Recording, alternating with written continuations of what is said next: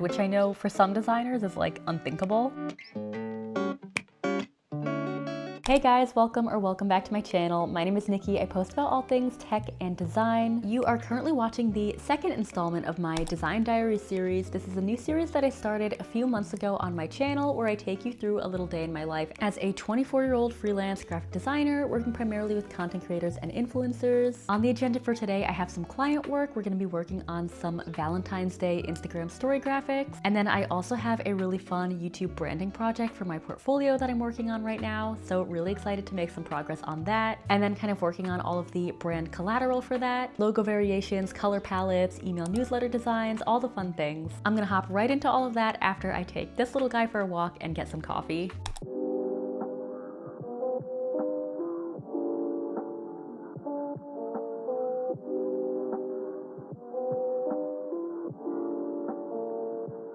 Okay, let's chat a little bit about this portfolio project that I'm working on. So this is a branding project. Specifically, it's gonna be a YouTube branding project, which is my specialty as a designer. So you get kind of your classic things that you think of when it comes to branding, your logos, your typography, your color palettes. But then you're also getting all of the branded YouTube assets for your channel, like thumbnail templates, a channel banner, animated intros and outros. So let's hop into voiceover mode and then I'll explain a little bit more about what I'm working on. So I already have this kind of rough draft of the primary logo for this branding. I really want this to feel very elegant and feminine, very chic. So I'm loving the pairing of a classic serif font with a script one. And then what I want to do is add a little bit more of a custom touch to this logo. So I'm actually going to connect some of these letters kind of where it makes sense so that they flow into one another. So that's going to make this logo feel very seamless and just give it that custom special touch. And then I'm also going to be working on a few other variations for things like the channel banner and the watermark.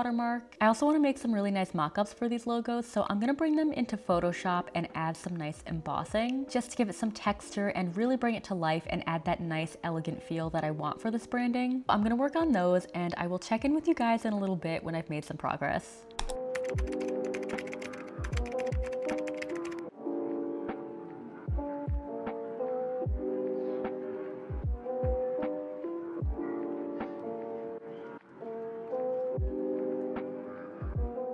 Okay, so it's a little bit later, working on an end screen design, and I'm working in Photoshop right now to add some really nice background texture and some embossing. So here is what that is looking like so far. It's really subtle, so it's kind of hard to see on camera, but basically I'm gonna have the logo embossed kind of going across the top and the bottom here. And then I'm gonna add some more text and elements kind of in the middle here. This is where like the thumbnail would go, the profile picture, and then I'm gonna add just a little bit of very subtle animation to it. Okay, voiceover Nikki here. I ended up working on this whole branding project for like a week and change, and I only vlogged a little part of it, but I still wanted to include the full project in this video just so you can see how everything turned out. So this branding is for a fashion and lifestyle creator, and like I mentioned earlier, I wanted everything to feel super feminine and chic. And then leading into our animated intro, I'm just loving how soft and serene this is. I really wanted it to feel like very Pinterest inspired, and then adding some videos in there too instead of just pictures, just to give it a little bit more movement. Then we have our animated outro, keeping it nice and minimal but elevated. And then for the channel art, this is how the banner turned out. Really loving the kind of dark imagery here paired with the white text over top.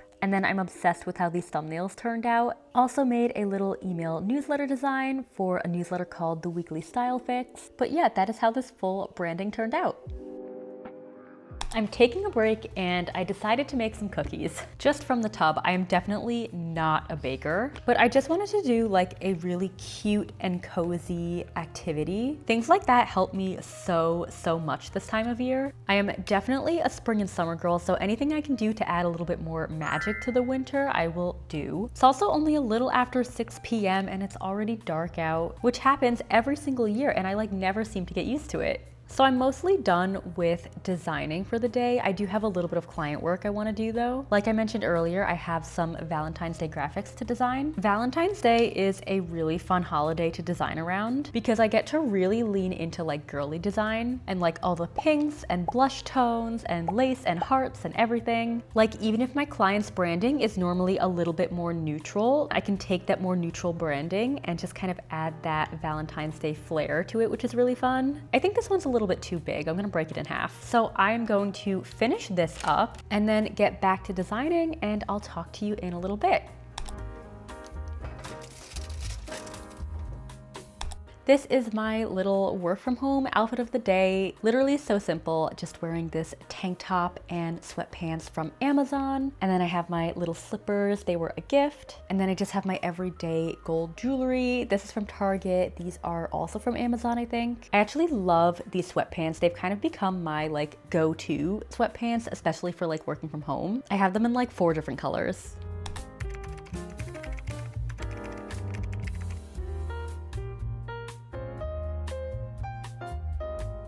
So a fun fact about me is that I do all of my work and all of my designing using my laptop. I don't have a desktop at all. I do everything with a trackpad, which I know for some designers is like unthinkable, but for me, I can't imagine having to do everything with a mouse. I think it's because when I was in design school during the pandemic, we didn't have a desktop at home, so I just got so used to doing everything with my laptop. It was also a time when I was doing a lot of learning new software. That's when I taught myself to video edit, and I was doing all of that with a trackpad, and I think I just got so used to it, especially since that's how I learned to do a lot of things. And I just have that muscle memory now, and I don't think I can ever go back. At least I think it would take a long time for me to retrain my brain to use a mouse again.